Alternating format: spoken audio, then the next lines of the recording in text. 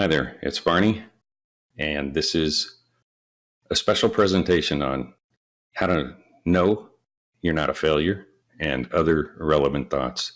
I'm coming to you from the position of someone who has been actively involved in art marketing and the art business in many different capacities for more than 30 years. I began my career with Decor Magazine and the Decor Expo trade shows in 1988. That was so long ago, I can barely remember. I can tell you I didn't have a fax machine. I didn't have a computer with a hard drive. Certainly didn't have a smartphone. Things were much different back in the day. Everything's different now. The internet changed everything. Some things haven't changed, and that is how to know whether you're a failure or not. I'll get right to the point. You're only a failure if you have set realistic goals, even if they're a stretch, and you're not attaining them, or you haven't attained them, or you don't have a workable plan to get to that goal. If it's something that you believe in and that you know you can do, and you're not doing it, then you need to investigate why. You're failing yourself. If, on the other hand, you have set goals for yourself, and you're working towards them or achieving them with the idea of taking on even more strenuous and further stretched out goals later on, then you're succeeding. That's it. I'm not going to sit here and tell you that you can sell a bunch of art and that'll make you successful, or that you can get into a famous museum or that'll make you successful, or that some art critic or the New York Times will write you up. That may or may not make you successful. The only definition of success that should matter to you is yours. Everybody else's is just an opinion, and you're welcome to accept their opinions or not. Doesn't matter. They don't matter. This is your life, your career, and your decisions. You do what is best for you. Simple as that. And that's where so many artists get crossed up. They get spun by me or somebody else, other artists, other gurus, or television shows, movies, and they see something and they think, that's what I should be. But it's not realistic, because it's really not what they want. They're just having a moment. We all have those, where you just have some fantasy about what you think you could do or that you should do, and it's just not real for whatever reason. You know, I would love to have been a professional musician, traveling on the road and playing for people. Wasn't in the cards for me. I couldn't sing a lick and barely carry a tune. I had a hard time even tuning a guitar, much less playing one.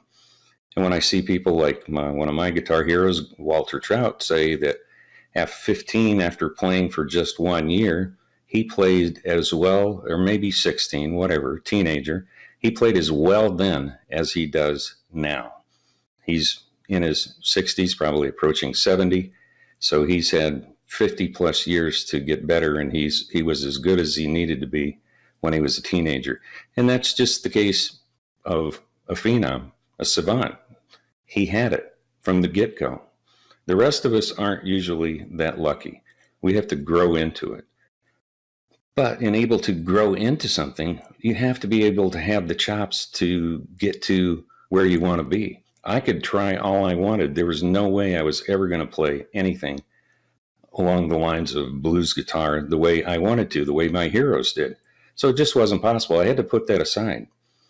In a way, that was a success for me, because I was able to come to grips with the fact that this isn't going to happen. And I need to go on and do something else with my life. And I feel like I have.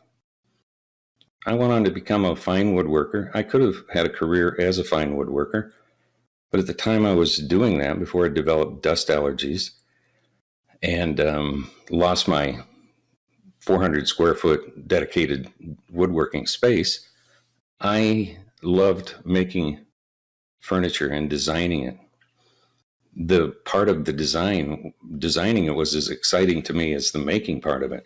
And there were parts of woodworking that I just didn't like. Say the finishing turned me off. I learned how to do it, but I never appreciated it.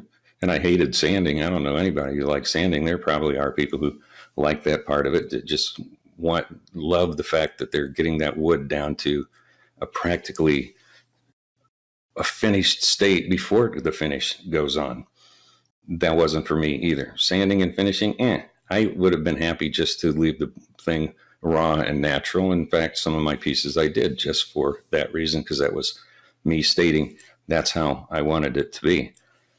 The reality of the situation for me came down to this. I studied seriously the lives and careers of many of the top, finest woodworkers in the world. And I knew that I wasn't going to ever climb to the level of getting into a museum or making rocking chairs that cost $30,000, $4,000, $5,000. That wasn't going to happen for me. But I knew I could have had a really good career and made a dent as a furniture designer and maker. But I was too greedy. I didn't want to take the pay cut. At the time, I was making $150,000 a year, when that was some real money in the 80s, 90s, and early 2000s, working for Decor. It would have cost me, if I'd been lucky, I might have been able to squeak out $30,000 a year after expenses. How could I trade that off? Plus all of the security that I had with that, a retirement fund, a 401k. We had money given to us annually in the form of bonuses, that a month's pay at Christmas, a week's pay at Thanksgiving, health insurance for my family. I just couldn't give that up. I wasn't willing to. Making wood, fine art woodworking wasn't that important to me. Money, security, the nice lifestyle that I was living. In fact, I enjoyed what I was doing as much as making woodworking. So I would have been giving up something pretty serious that not only paid me well, but was a lot of fun. In fact, I was meeting perhaps some of you listening to this. I might have met you in those years when I worked for Decor magazine. So when I put myself to the test of what I'm talking about and how to know that you're not a failure, I wasn't a failure. I was a success as a fine woodworker. I finally came to realize that this was a hobby that balanced out the intense amount of work. I spent 90 to 100 days a year on the road traveling. Decor wasn't the only magazine that I repped for. The publishing company that owned Decor also owned 5 other magazines in the insurance field, accessory home furnishings, travel, and so forth. I got to learn about all kinds of businesses, and it caused me to travel all over the United States as a result of it. I went to over 200 trade shows, mostly during the time that I worked for Decor magazine. Those were insanely fun, extremely hard work. You'd be on your feet 12, sometimes 14 hours a day. My feet hurt so bad during those days, it was crazy. I couldn't get enough Dr. Scholl's in my shoes to make them not stop hurting, because I'd go to a show like Decor Expo and there'd be 100 exhibitors or more that I'd try to see during a 3-day time period. Well, I just couldn't walk into the booth every time that somebody and start talking to them, because these shows were really busy with lots of people in the booth, and you can't go and break up a conversation that an exhibitor's having with a potential buyer. So you have to find your time. I might have gone back to some of those people 5-6 times. And the bottom line is, I spent a lot of time on my feet, and then afterwards we'd go out to dinner and sometimes to a nightclub or some other kind of entertainment afterwards. It was all great fun. It was all a huge learning experience. And some of that I'm still pouring out of my brain into hopefully your brain, because of what I learned from all of those experiences. It was a wonderful, wonderful way to make a living. And I was no way in going to give that up so that I could struggle to become a fine woodworker. Because I knew I'd have to, I already knew what it took to create an ongoing business as an artist. And it's a struggle, and that hasn't changed at all today. You still have to go out and find customers, get them into your shop, make them aware of what you're doing, and then sell them. And furniture is very much like art. People don't buy it very often, and they don't ever really have a need for it. 99% of the people that you know don't need any more art. 99% of the people that you know don't need any more furniture. And in the occasional times that they do, are they going to find you? How does that happen? Then that's the conundrum that you're in today.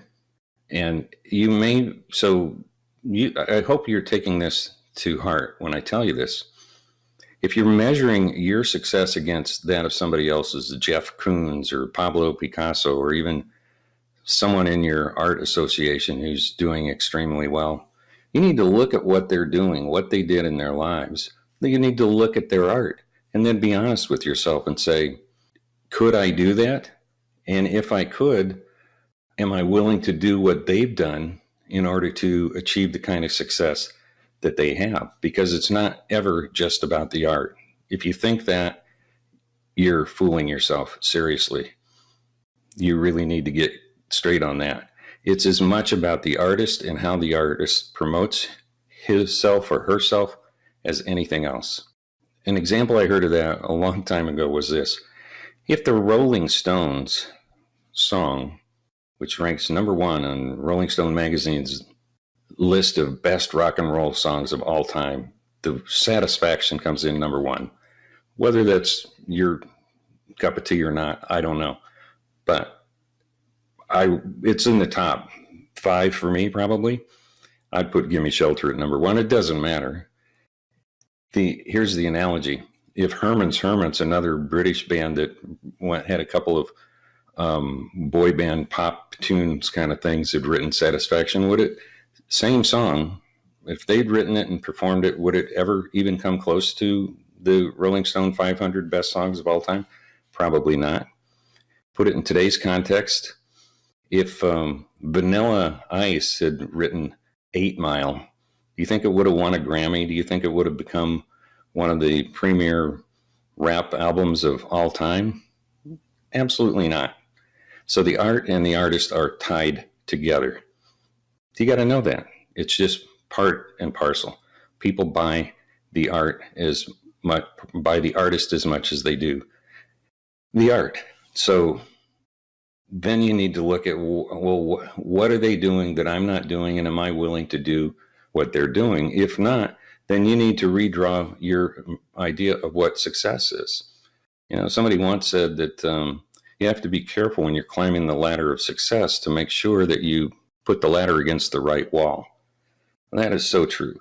If you're chasing somebody else's dream about what success is, you want to be the next Norman Rockwell, do you think you even have a chance at that? I'd say probably 99% of the people who say that don't, because they don't have Rockwell's experience. And Rockwell made his claim to fame by being an illustrator. What was it, Saturday Evening Post, where he did so many covers. That's not available to artists today to become famous in that respect. You can do it in other ways. Maybe you want to go into the contemporary art field and end up in Sotheby's and Christie's and be collected by millionaires and billionaires who treat your art like a little investment chips, bitcoins or something. If that's what you want to do, great. You have to be realistic about it. There's only a handful of people in that, maybe a few hundred, that at the most, who get any kind of acclaim. And inside of that, 80-20 applies here over and over and over again. You can just keep narrowing it down. Inside of every 20 is another 80-20. And it's just like those Russian nesting dolls that just keep getting smaller and smaller and smaller. So the contemporary art market is at the very smallest end of those Russian nesting dolls. Is it realistic that you can get there? Probably not.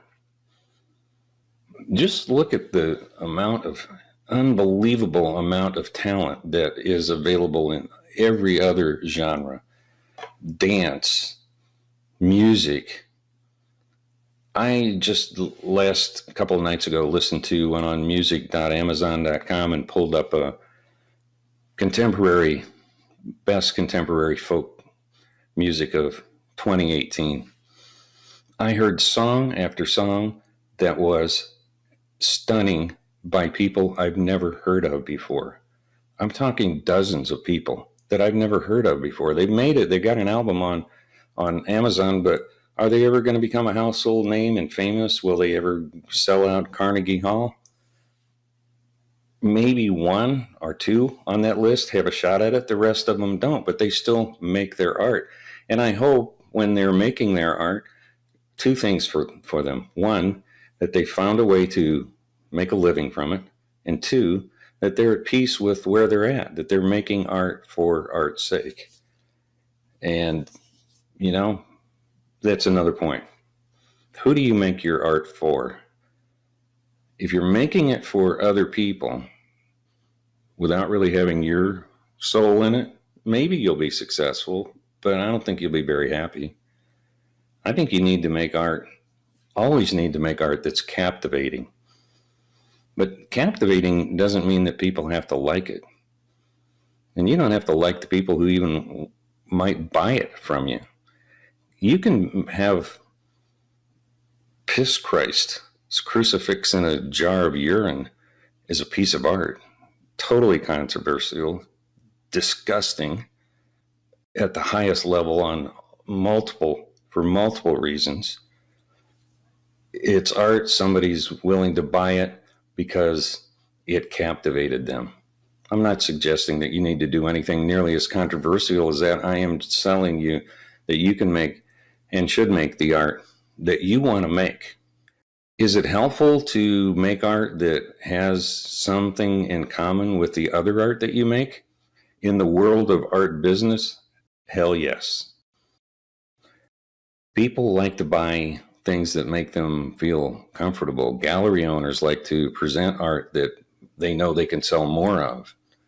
And they're not going to accept somebody who paints wildlife today, abstracts tomorrow, and does sports art the day after that. Good luck with that.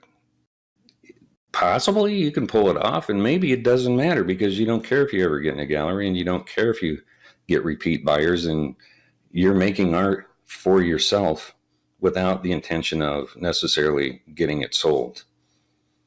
Which brings me to another point, and I see this all the time with the art marketing mastery workshop and the other training, my blog and other things. I see people who come to me, want my information, pay me for it, and then do one of two things usually. One, they barely consume any of the content and do nothing. Or two, they consume perhaps almost all or all of the content, but they don't put into place the things that they learned. That's discouraging to me, but I've come to have peace with it because it's not my fault. I can't make you do things that you don't want to do. I can only present them to you and encourage you and try to inspire you that this would be a good way for you to go. So what do you do about that, or what do I do about that? I think you need to be real with yourself in terms of what do you really want from your career? Maybe you make art because you decided at some point that you thought it would be fun, or that you've been drawing or doodling your whole life and people have been encouraging you should take some lessons, or maybe you followed a rigid path and have an MBA. That only takes you through the level of I learned how to make art, but you're lacking a why in terms of why am I making this art and what should I do with it? That's where people have a problem. It's more than a problem. It's a failure. And that leads to all kinds of other negative things because you don't have a realistic grip on where you're going and what you can do with what you have. I'm assuming you want to know what I think about all of that, or you wouldn't have listened all the way into this. And so I will tell you. You need to take an honest assessment of where you are, what your skills are, and what you would like to do with a stretch that's realistically possible for you. I don't know what that is. You could set your sights really high. And if you have the confidence that you can, at this point, get the kind of patronage that's going to get you a show at the Metropolitan Museum or MoMA, Museum of Modern Art, go for it. I'm going to tell you right now, that's really shooting high, and good luck with it, and have a fallback plan and have another way to make some money along the way, because it's probably not going to happen. If that's me being negative, well, yep, that's me being negative. That's my right. It's your right to go for it too. What I've spent the last 30 years, and really more importantly since 2005, when I kind of left decor and started writing books and gotten into this, I've been an art encourager, an art advocate. And it's always been, for me, how do I show you what I know that you could take and apply and help yourself make money, turn this into some kind of a profit stream for you? I'm not sure that I've ever told anybody that this is, if you do these three things, that you're going to be successful and have a full-time flourishing career. I might have alluded to that or implied it to some extent, but I've never fully said that, because I've known all along that no two artists are going to take the same path. It used to drive me crazy when I was at Decor. I would get somebody who would run an occasional full-page ad with me, and he would have tremendous success. And I'd go to him and say, you should do more of that. And this was very eye-opening for me. He looked at me and he said, I know I could do that, but I don't want to.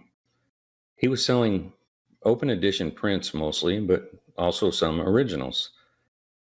And he was doing well with all of it. He was also making art for the decorative art market. He had a flourishing business with art consultants and some design centers around the area where he lived in Seattle.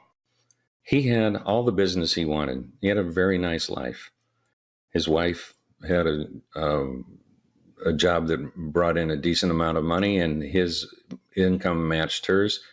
And they lived a very nice life. He didn't want more than that. You know, I was thinking, you can do it. Why don't you? Because I don't want to. For the same reason that somebody might be an extremely talented singer who is getting pushed in all kinds of kudos to, you need to create a recording career and get a band and go on the road. And they don't, because they don't want the trade-offs.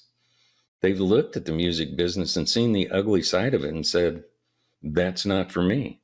I'll pursue music and my love of music completely outside the realm of what most people would think is the prescribed path.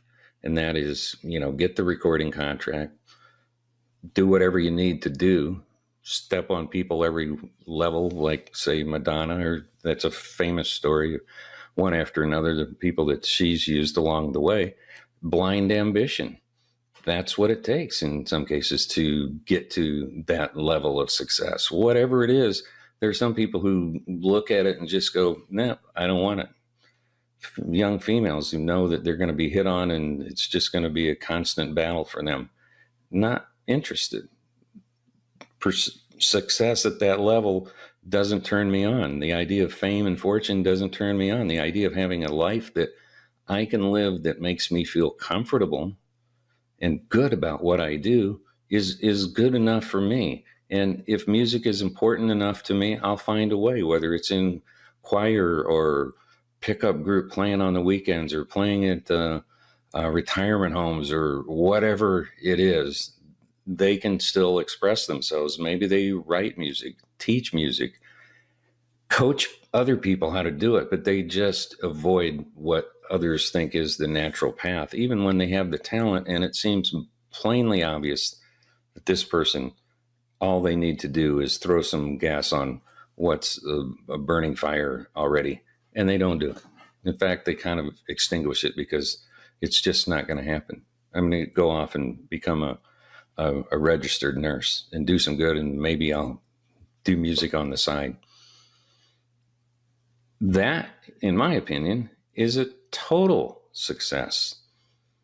That is somebody who avoided the frustration of trying to go down a path that they don't want to be on because other people thought that that's what they should be on, or because it was just because it was possible. Just because it was possible doesn't mean that you should do it. Some artists think about the art business because they want recognition and they want sales. They want to make some money from it. And there's some who just have art stacking up everywhere in their homes and storage bins and studio to the point where it's a problem. Like, I keep making it, but I'm not selling it because I don't spend any time at it. And I don't even know if it'll sell because I haven't really put the effort in to market it to find out whether there is a viable product or a viable market for the work I'm making. I think those people, and this is my advice to you if that describes you, is start painting over some of that stuff. Quit paying for supplies for new stuff. Quit worrying about inventory. Here's the truth. A lot of the stuff you make isn't that good. Not every piece of art you make is a masterpiece. Not even close. Every piece of art that you make can probably be improved. In fact, that's always a big issue for artists. It's not, is it done? It's when can I quit? Is it good enough to quit and move on? And you should just sort through the stuff that's old. Your style has changed, or you look at it and go, that wasn't very good, and paint over it again. Either that or give it away. Get it out of your inventory. Get it out of your site. I'm not talking about selling it. I'm just talking about condoizing it. If you've caught on to the Marie Kondo Netflix little Japanese lady who shows you how to declutter your life, you can declutter your inventory in the same way without having to get into the art business to try to sell this stuff, because that's a whole other thing. If, on the other hand, you do want to sell your art, then you need to look at what's going on with that. Am I going to go at it full time? Is that my ultimate goal? Or are you always going to just say, I don't ever really want me? This could have been an option for me as a woodworker. If I wanted to, I could have made enough. I could have gotten into the position of keeping my day job at Decor and the other magazines I represented, and made work that I could look to get into the marketplace. But I didn't even want to do that because I was kind of following my brother-in-law, who is basically a wizard, a genius when it comes to sheet metal and cars and anything mechanical. I saw him take a couple of 50 Chevys, 55, 56 Chevys, a 2-door and a 4-door. I don't remember the exact details. He made a convertible out of it. I looked at it and went, what? You are off the charts talented. People will line up to pay you to do what you just did. I wasn't taking into account that it took him years to do that because he just got around to it when he got around to it. He always had a day job. And it didn't take him a moment's notice after I suggested to him that he start a business based on his mechanical and design skills. And he just looked at me and said, why would I want to ruin my hobby? I go in the garage because these aren't his words, but the equivalent. That's my happy place. That's where I get to do what I want to do, and I do it on my time frame. And it hit me like a thunderbolt. I finally realized not everybody's chasing success. Not everybody is fixated on, I've got to be well known and well respected and make a lot of money and wring out every last ounce of potential that there is in what I'm doing in the form of commerce. You don't have to do that. You do not have to do that. In fact, that's probably the case for most of you. It's my experience. Artists are not succeeding because they're not doing the things they need to do to succeed. The information is out there. There is nothing between you and the information that you need to be successful.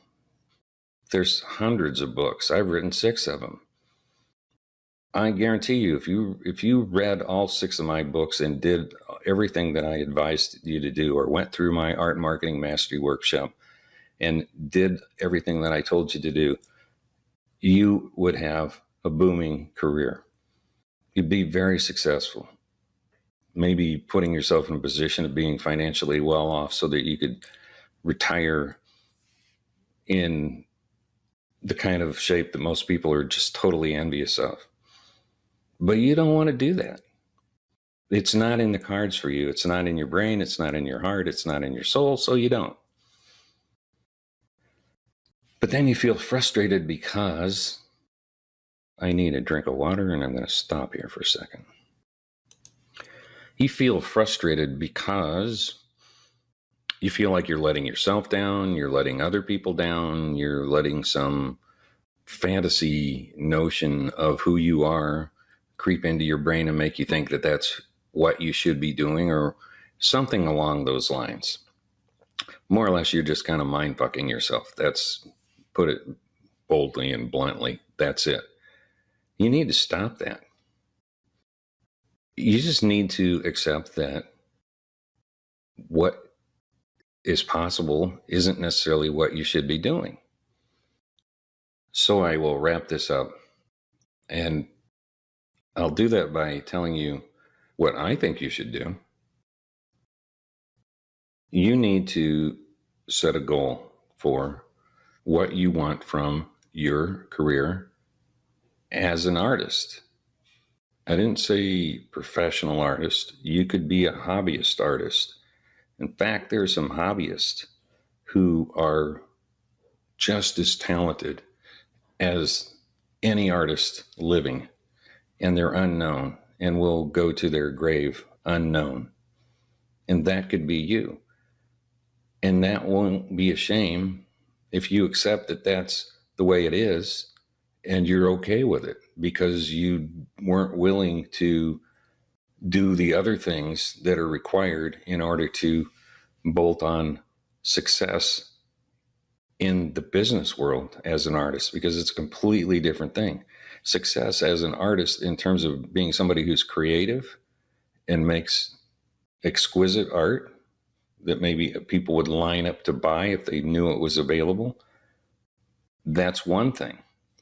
Making art that gets out into the world and gets sold on a regular and steady basis is another. And marrying those two things, for many artists, is just more than they can handle. They don't have the interest in marketing or business. And so it doesn't matter who says it, it's just not going to work for them. So stop believing in myths. There is no get found myth. You're not going to get found, period. There is no starving artist myth. That's bullshit. Sorry, it is. Besides, why would you want to starve anyway? Is that some kind of something that you actually want to do, that you think that would be good for you in any way? Starving is starving. It sucks. Don't even think about that. And don't think about getting found. It doesn't happen. It's not going to happen for you or anybody you know. So one other thing, stop chasing rainbows and things that you think are going to change your life. Like, here's one for you: selling art online. Everybody thinks that's the key today. It's not, because it's temporary satisfaction, but you're predicating your whole business model now on the ability to sell on somebody else's turf. If you're selling through Instagram or Facebook or Pinterest, and that's where all your business is coming from, that can be taken away from you in a moment's notice. You still need to, if you want to be successful long term, I believe you need to build a list. Can you use online tools to do that? Absolutely, you should. It's probably the only best way to do it. That you can scale up and do it fast. You just do that as fast as you can so that you rely less and less and less on social media or online activity of any sort to build that list, and then you sell to that list. Remember way back in the early part of this conversation, I told you that woodworking and art were the same, and that is that people don't buy it very often, and they rarely even need it. They buy it because they want to. Well, the only way you can be successful long term is have enough people in your pipeline that you're staying engaged with, so that those who need art or are in a position or ready to buy art come to the front of the pipeline, that you have enough people at the front of the pipeline like that at all the time. It might mean that you need 100 people to get a sale. You might need 100 people to get 3 sales. I don't know. Your numbers are going to vary, but it's going to be somewhere between 1 and 5%. So to make 1 sale a year, you probably need 100 people in your pipeline that you're engaging, and you need to keep replacing those and replenishing them, because they're not all going to stay in the pipeline. People are going to opt out of your pipeline. So it's a growing thing. It's not static, and you just need to build that list. So, if you want to sell 12 pieces of art, you might need 1,200 a year. You might need 1,200 people on your list, and so forth. And what you do is test and refine and figure out ways that you can move that 1% up to 2, 3, 4, 5%. And there are ways that you can do it. And if you stick with it, it'll happen. And that makes you that much more productive. That's how you become successful. You can't do it through galleries. They're not going to work for you long term. There's too few of them. There were never enough to go around. Now they have less influence than they ever did. It's a dicey proposition in the best of circumstances, and it's a disaster in others. You're entrusting your art to people who may or may not return it to you. They may or may not pay you. They may or not pay you on time. They may or not they may discount it when they didn't need to because they don't have good training, or they're lazy or weak. And all those kind of situations. And you have to make twice as much to make the same amount of money as if you were selling to people in your own pipeline. You want to go and have a fruitful, long-lasting, lengthy, profitable, sustainable career, one that'll make you happy all the way around and be a success. Build your list. That's what I will leave you with. Build your list. Thanks for watching. I know this is long. It'll be interesting to see how many of you get to this point. If you do, and you like what I said, hit reply and let me know. Thanks again. All the best.